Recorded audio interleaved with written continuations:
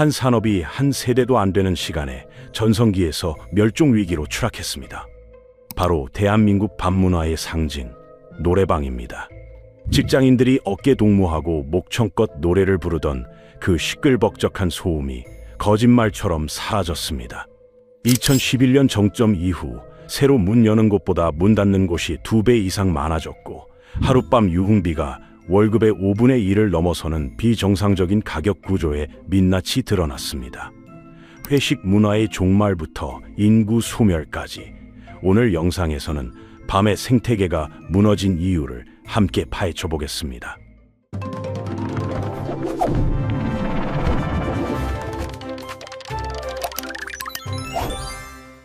금요일 밤 10시 강남 한복판을 걸어보면 변화를 체감할 수 있습니다. 불과 10여 년 전만 해도 이곳은 그야말로 욕망의 심장부였습니다. 술에 취한 직장인들이 목청껏 노래를 부르며 골목을 채웠고, 손님을 끌어들이려는 호객꾼들의 손짓이 쉴 새 없이 허공을 갈랐습니다. 2차 가자, 3차 가자를 외치며 비틀거리는 넥타이 부대들로 발 디딜 틈이 없었습니다. 택시 잡기 전쟁은 새벽 2시까지 이어졌고, 대리운전 기사들은 줄을 서서 손님을 기다렸습니다. 그때 강남역 일대 노래방은 예약 없이는 방을 잡기 어려웠습니다. 주말이면 대기 번호표를 뽑아야 했고, 사장님들은 손님을 골라받는 호시절을 누렸습니다. 회식팀 하나가 들어오면 기본 10만 원은 찍었고, 주말 저녁에는 빈 방이 없어서 손님을 돌려보내는 일도 흔했습니다. 노래방 사장님들 사이에서는 건물주보다 내가 더 잘 번다는 우스갯소리가 돌 정도였습니다. 하지만 지금 그 거리를 걸어보면 풍경이 완전히 달라졌습니다. 화려했던 네온 사인이 꺼진 자리에는 임대라고 적힌 A4 용지만이 유령처럼 펄럭거립니다. 한때 줄을 서서 기다리던 노래방 건물 1층에는 무인 아이스크림 가게가 들어섰고, 2층 노래방 간판은 먼지가 쌓인 채 방치되어 있습니다. 호객꾼의 목소리 대신 배달 오토바이 소리만 골목을 채웁니다. 이 변화는 강남만의 이야기가 아닙니다. 종로 젊음의 거리를 가보면 상황은 더 심각합니다. 1990년대부터 직장인들의 해방구로 불리던 이곳은 이제 절반 이상의 점포가 비어 있습니다. 한때 새벽까지 불이 꺼지지 않던 유흥가가 저녁 9시만 되면 암흑으로 변합니다. 거리를 걷는 사람조차 드물어서 마치 폐허가 된 도시 같은 느낌마저 듭니다. 한때 노래방은 한국 직장인들의 스트레스 해소 창구이자 동료 간 유대를 다지는 공간이었습니다. 신입사원은 부장님 앞에서 떨리는 목소리로 노래를 부르며 조직에 적응했고, 과장은 애창곡 하나로 팀 분위기를 띄우는 능력을 인정받았습니다. 기계가 던지는 점수에 이희일비하고 어디서 좀 놓으셨군요 라는 칭찬에도 어깨를 으쓱하던 시절이 있었습니다. 그 시절의 에너지는 이제 역사 속으로 사라지고 있습니다. 어깨 동무하고 목이 터져라 노래를 부르던 풍경이 대한민국 지도 위에서 급속히 지워지고 있는 것입니다. 문제는 이것이 단순히 몇몇 가게의 폐업이 아니라는 점입니다. 밤의 생태계 자체가 뿌리째 흔들리고 있다는 신호입니다. 그렇다면 이 추락의 깊이는 정확히 어느 정도일까요? 숫자 속으로 들어가 보겠습니다. 노래방 산업의 붕괴는 체감이 아닌 숫자로 증명됩니다. KB금융지주 경영연구소와 행정안전부 자료를 살펴보면 그 흐름이 선명하게 드러납니다. 대한민국 노래방 산업은 2011년을 정점으로 찍고 이후 말 그대로 급격하게 떨어지기 시작했습니다. 전국 노래방 수는 정점 대비 30% 이상 감소했고, 특히 2016년과 비교하면 신규 창업 수가 41%나 줄었습니다. 더 심각한 것은 폐업과 창업의 비율입니다. 새로 문을 여는 곳보다 문을 닫는 곳이 2배 이상 많은 상황이 수년째 이어지고 있습니다. 경제학에서는 이런 현상을 죽음의 계곡이라 부릅니다. 쉽게 말해 산업 자체가 사라지는 단계에 들어섰다는 뜻입니다. 이는 잠깐 힘든 시기가 아닙니다. 시장의 기본 구조가 무너지고 있다는 의미입니다. 이 숫자들이 현장에서 어떻게 느껴지는지 살펴보면 더욱 안타깝습니다. 서울 종로에서 18년째 노래방을 운영하던 사장님의 장부를 보면 추락의 깊이가 드러납니다. 2000년대 후반에서 2010년대 초반까지 이 노래방의 하루 평균 매출은 150만 원에서 200만 원 사이였습니다. 금요일 저녁이면 300만 원을 넘기는 날도 드물지 않았습니다. 월 매출 4천만 원에서 5천만 원 정도였고 임대료와 인건비를 빼고도 사장님 손에 1,000만 원 이상이 남던 시절이었습니다. 2024년 기준 이 노래방의 월 매출은 500만 원을 겨우 넘깁니다. 하루 평균으로 따지면 17만 원 정도입니다. 토요일인데도 5만 원밖에 못 번 날이 있다는 사장님 말씀은 과장이 아닙니다. 월세 250만 원에 관리비 50만 원, 전기세 80만 원을 내고 나면 남는 것이 없습니다. 인건비를 줄이려고 혼자 운영하다 보니 건강마저 망가졌다고 합니다. 대학로 상권의 노래방들도 비슷한 처지입니다. 2010년대 초반 대학로에는 50개가 넘는 노래방이 잘 되고 있었습니다. 연극을 보고 나온 관객들, 소개팅을 마친 커플들, 학교 축제를 끝낸 대학생들이 2차로 노래방을 찾았습니다. 지금 대학로에서 영업 중인 노래방은 20곳이 안 됩니다. 그나마도 절반은 코인 노래방으로 바꾸었거나 바꿀 준비를 하고 있습니다. 이 숫자 뒤에는 수만 명의 자영업자들이 있습니다. 노래방 사장님 대부분은 50대 이상입니다. 30년 가까이 직장 생활을 하다 퇴직금으로 제2의 인생을 시작한 분들입니다. 노래방은 특별한 기술이 필요 없고 현금 장사라 안정적이라는 인식이 있었습니다. 그런데 그 안정기라던 시장이 발밑에서 무너지고 있습니다. 도대체 무엇이 이 거대한 시장을 무너뜨린 것일까요? 그 첫 번째 원인을 살펴보겠습니다. 노래방 산업을 떠받치던 가장 큰 기둥은 무엇이었을까요? 한국인의 노래 사랑이 아니었습니다. 솔직하게 말해서 노래방은 가고 싶어서 가는 곳이 아니었습니다. 부장님이 가자니까 어쩔 수 없이 따라가던 곳이었습니다. 이 산업의 진짜 돈줄은 두 가지였습니다. 강제 회식 문화와 법인카드, 이 두 가지가 노래방 매출의 절반 이상을 책임지고 있었습니다. 2010년대 초반까지 한국 기업의 회식 문화는 거의 의식과 같았습니다. 1차 고깃집에서 삼겹살과 소주, 2차 호프집에서 맥주와 안주, 3차 노래방에서 마무리하는 것이 정해진 순서였습니다. 참석하지 않으면 팀워크가 없다는 평가를 받았고 중간에 빠지면 눈치가 보였습니다. 신입사원이 먼저 간다고 말하는 것은 상상하기 어려운 시대였습니다. 이런 분위기에서 노래방은 필수 코스였고 비용은 법인카드로 처리되었습니다. 그런데 2018년 주 52시간 근무제가 시행되면서 첫 번째 변화가 시작되었습니다. 주 52시간 근무제란 일주일에 52시간 이상 일하지 못하도록 정한 법입니다. 야근이 줄어들자 저녁 회식의 이유도 약해졌습니다. 업무 끝나고 한잔하자는 말이 근무 시간 외에 강제로 동원하는 것으로 여겨질 수 있게 된 것입니다. 결정적인 한 방은 2019년 직장 내 괴롭힘 금지법이었습니다. 이 법은 직장에서 다른 사람을 괴롭히는 행위를 금지하는 법입니다. 술 강요, 노래 강요, 회식 찹 압박 모두가 괴롭힘으로 신고될 수 있는 대상이 되었습니다. 기업들의 반응은 빨랐습니다. LG 디스플레이, 하나은행 같은 대기업들이 앞다투어 119 운동을 선언했습니다. 1차 회식만 하고 밤 9시 이전에 집에 가자는 운동이었습니다. 여기서 더 나아가 아예 법인카드로 노래방 결제가 안 되도록 시스템을 막아버린 기업들도 나타났습니다. 물리적으로 돈을 수 없게 만든 것입니다. 이런 변화는 한국만의 일이 아닙니다. 일본에서도 비슷한 일이 있었습니다. 2000년대 초반 일본 정부가 음주운전 처벌을 강화하고 기업들이 회식비 지원을 줄이면서 전통 술집들이 많이 문을 닫았습니다. 한국의 노래방 몰락은 일본과 비슷한 흐름이지만 속도가 더 빠르고 법적 제재가 더 강하다는 차이가 있습니다. MZ세대라고 불리는 1980년대 중반에서 2000년대 초반에 태어난 세대의 가치관 변화도 이 흐름을 빠르게 만들었습니다. 워라밸이라는 말을 많이 들어보셨을 것입니다. 일과 삶의 균형을 뜻하는 말입니다. 이런 가치가 당연해진 세대에게 퇴근 후 노래방은 더 이상 친해지는 공간이 아닙니다. 점심에 맛있는 것 먹고 헤어지는 것이 새로운 기준이 되었습니다. 회사 돈으로 수십만 원씩 쓰던 큰손 사람들이 사라지자 노래방 매출 장부가 텅 비기 시작했습니다. 그런데 위기는 여기서 끝이 아니었습니다. 완전히 다른 방향에서 또 다른 적이 나타났습니다. 회식 문화의 종말이 노래방 산업에 첫 번째 타격을 가했다면 두 번째 타격은 완전히 다른 방향에서 날아왔습니다.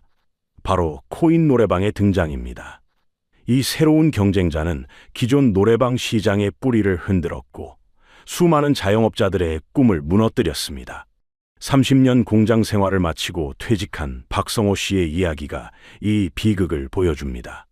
2020년 그는 퇴직금 5천만 원의 적금을 깨고 대출까지 받아 총 9천만 원을 모았습니다. 친구의 말이 결정적이었습니다.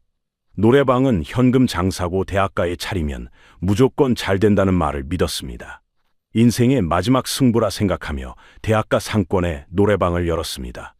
처음 몇 달은 희망적이었습니다. 월 500만 원 정도의 이익이 났고 제2의 인생을 꿈꿀 수 있었습니다. 재앙은 아주 작은 모습으로 찾아왔습니다. 건너편 건물에 코인 노래방이 들어선 것입니다. 박 씨의 노래방은 1시간에 3만 원을 받았습니다. 방 크기와 음향시설을 생각하면 적당한 가격이라 생각했습니다.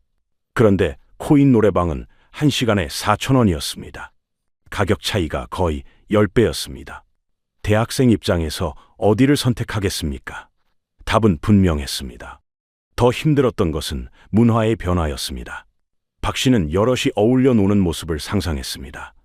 동아리 뒤풀이 연인들의 데이트 코스로 노래방이 쓰이리라 기대했습니다. 하지만 현실은 달랐습니다. 혼코노라는 말을 들어보셨을 것입니다. 혼자 코인 노래방에서 노래하는 것을 뜻합니다. 이 문화가 젊은 세대 사이에서 대세로 자리 잡고 있었습니다. 친구들과 시간 맞추기도 어렵고 혼자 부르고 싶은 노래를 편하게 부르는 게 더 좋다는 것이 그들의 생각이었습니다. 단골이던 대학생이 박 씨에게 남긴 말이 가슴에 박혔습니다. 사장님 미안해요. 근데 거기가 훨씬 싸고 편해요. 이 한마디에 세상이 바뀌었다는 것을 느꼈다고 합니다. 박 씨가 싸우는 상대는 옆집 사장님이 아니었습니다. 막을 수 없는 소비 습관의 변화였습니다.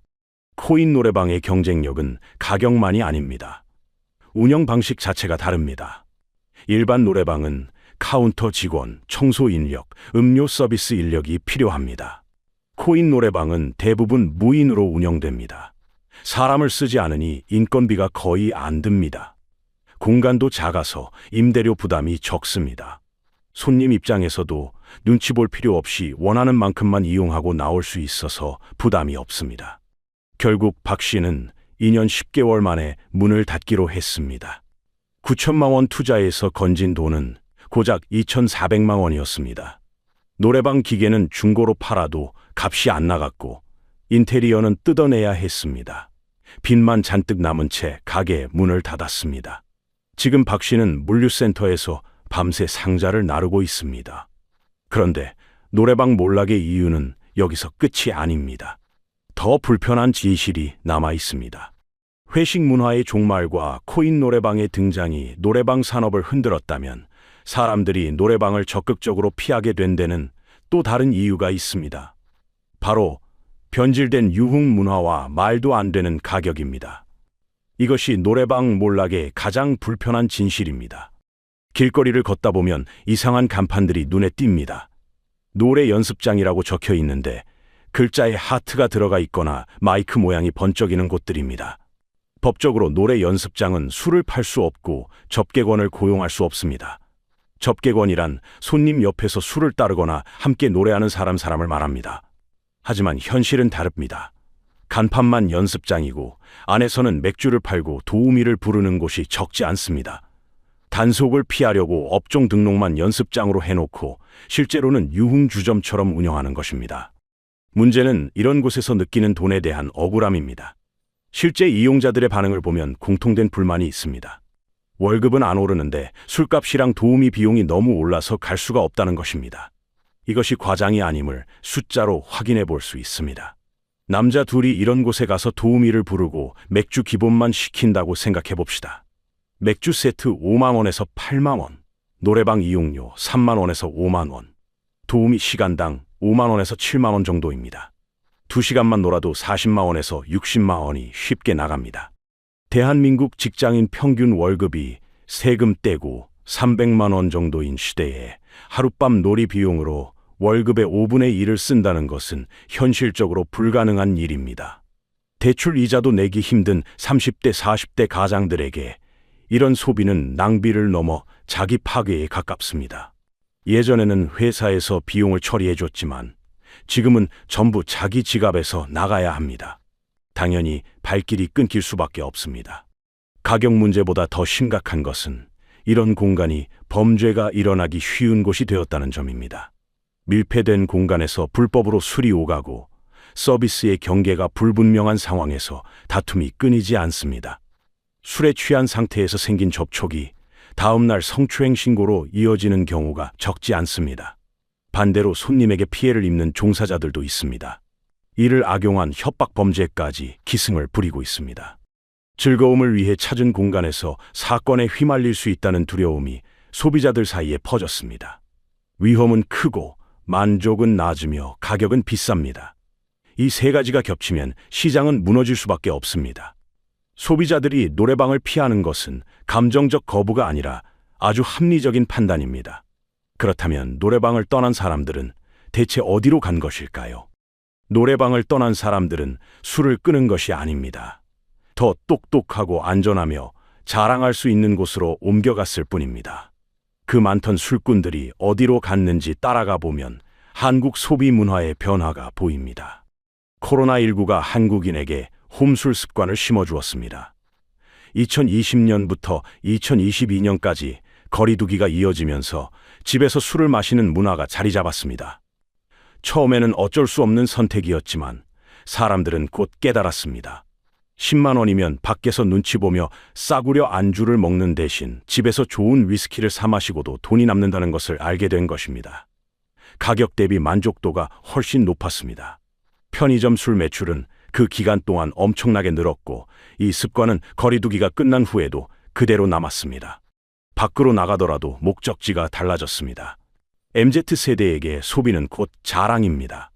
어둡고 냄새나는 노래방 소파는 인스타그램에 올릴 수 없습니다. 조명이 예쁜 성수동 와인바, 멋있는 을지로, 야외 술집 줄을 서서 들어가는 팝업 스토어로 발길이 향합니다. 팝업 스토어란 짧은 기간만 운영하는 임시 매장을 말합니다. 특별한 경험을 제공하기 때문에 젊은 세대에게 인기가 많습니다. 이제 술집은 취하러 가는 곳이 아니라 경험을 보여주러 가는 무대가 되었습니다. 노래방은 이 흐름에서 완전히 밀려났습니다. 이런 변화는 한국만의 현상이 아닙니다. 미국에서도 비슷한 일이 일어나고 있습니다.